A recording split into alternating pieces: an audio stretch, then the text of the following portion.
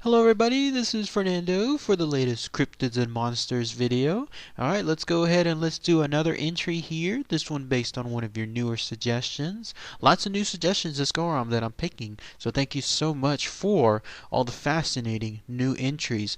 This one having to do with a creature that when I was reading the information is yet another creature from Indonesia, so another one of these Indonesian cryptids out there, and then also has to do with something. I debated about adding it on the ghosts and spirits side, but ultimately it does seem like it's more along the lines of a physical cryptid, a little tiny creature that apparently lives out there in multiple parts of the forest in Indonesia, but also anywhere else as I was reading the information on it.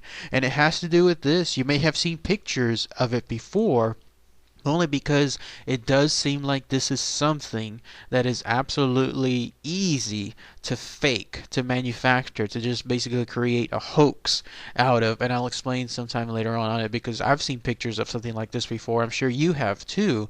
And it was fascinating to read, finally, the info behind these pictures. Its name is the Jenglot. So let's go ahead and let's talk about all the information associated with this Indonesian cryptid. So what is this Jenglot?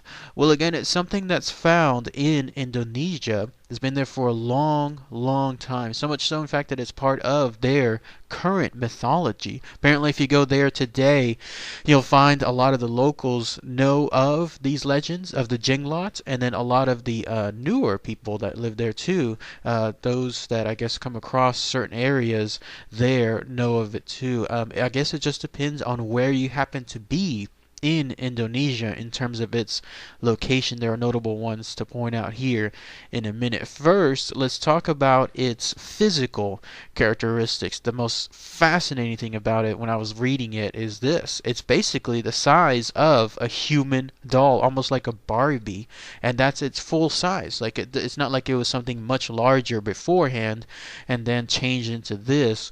No, it's basically like this throughout its entire life. For all intents and purposes, it's a tiny living human doll. And as far as what else, as far as its characteristics, well, it looks like it has its human body. Its hair may in some cases be much longer than its head and much longer even than its body in some cases. It also, when it has a living stance, is known to resemble Medusa. So of those of you that have read the tales, in this case of some of the Greek mythology, there's Medusa. That's what it's supposed to look like whenever it's out there living in those areas in Indonesia. But yes, one of the interesting thing about it is it apparently feeds on blood too. I'll highlight that more in a minute. As far as the locations though, on where you can find this creature, it's all throughout Indonesia. This is something that just seems to populate so many places out there. You'd have to go towards the mountains there in Indonesia, specifically the mountains of Java as an example.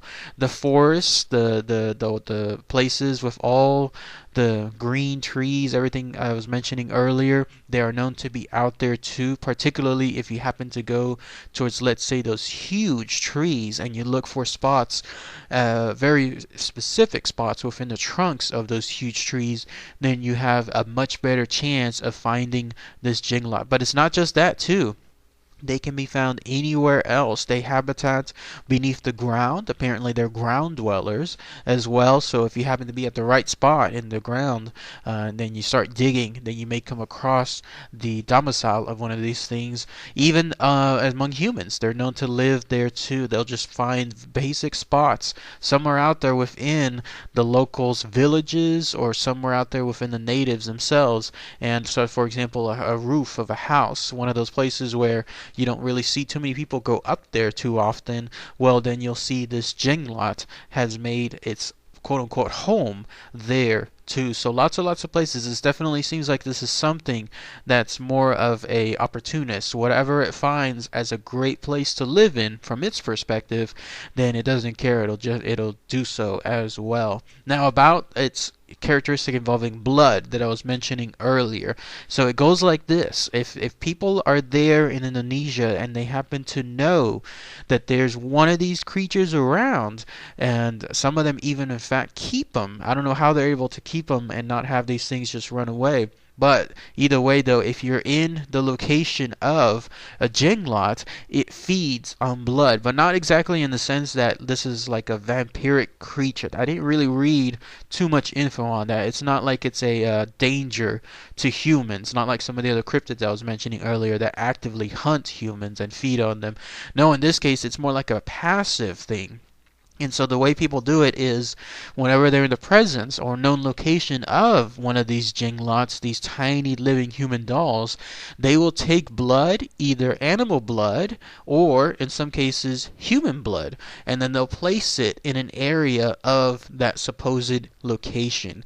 And then that way it's almost like an offering. It's almost like something where we know you're in this area, and so we just want to make sure that we are at peace with you, and so here's some blood for you to feed on. The thing is, though, it seems like nobody has ever really seen the jenglots drink or eat this blood, but they do find it gone thereafter. And also with regards to the human blood, if you're wondering, well, where does that come from? You know, where do people knowingly, voluntarily get something like that? It actually comes from the Red Cross. Apparently the people that live in that area buy it legally from the Red Cross, whatever the locations are from Indonesia, and then they place it out there for these jenglots to drink. So I found that very interesting. It's almost like this is a creature. Maybe it had a far different stance early on during its first encounters with humans, but then afterward humans, I guess, were able to adopt to it, and once that happened, then they've lived peacefully side by side. That's again, that's how it came across to me. Nothing in terms of this stuff being dangerous to anybody else out there. And in fact, it ties into what I was mentioning earlier as far as some of these people keeping them and having them around.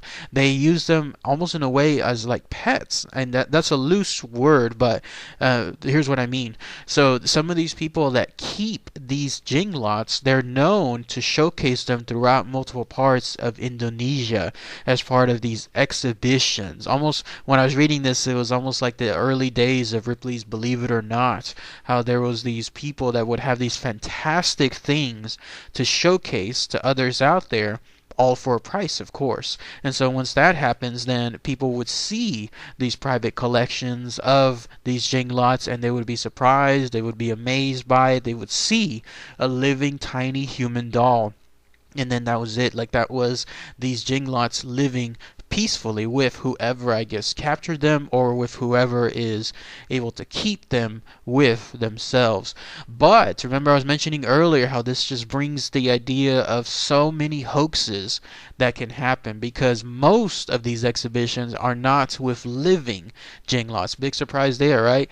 Most of it has to do with dead ones that I guess people found, or people that had when they were supposedly living, and then they died and they kept them thereafter, and then now they're showcasing to other ones. So looking at these pictures here, for example, you can see how a lot of these look funny. Like, this doesn't look right. It looks like it's one of the lines of a clear indication that somebody faked these things, that they were able to just make something up using, I don't know, some small animal or something else entirely different from scratch, and then adding their own things to it to make it look like what you would interpret as a jinglot. So much so, in fact, that a lot of people have found out some of these to be hoaxes. Some of these have been examined, and they were found to be animals mixed in with human hair, planted human hair no less, and then that's why a lot of these are just frowned upon, all these so-called private collections. So is the Jenglot truly out there? Absolutely, I think so. I mean, as far as any other cryptid, there's that possibility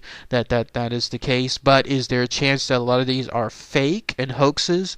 Oh yes, absolutely. Whenever you have something like this involving money, and the idea that people can exploit others out there, then yes, you'll have people that will create these things, and then that way they can showcase them and gain that ill-gotten money. But yes, as far as anything else, that's all the info associated with this Jenglot. If anyone else has anything else I might have missed, please post those comments below. Anybody else there from Indonesia? maybe you've been throughout some of those regions, you happen to see one of these Jenglots. That'd be really, really great to share. I'm wondering if there was any other sightings here, or someone brought someone over, like a Jenglot, here to the U.S., but no, I haven't seen anything along those lines too. In fact, apparently the last reported physical, like a live sighting of this thing was in the early 2003, somewhere around there. So there's a creature that's still out there. It's just it's very elusive, and then the physical evidence of it is just so hard to showcase thereafter. So, all right, everybody. Thanks again as always. Take care.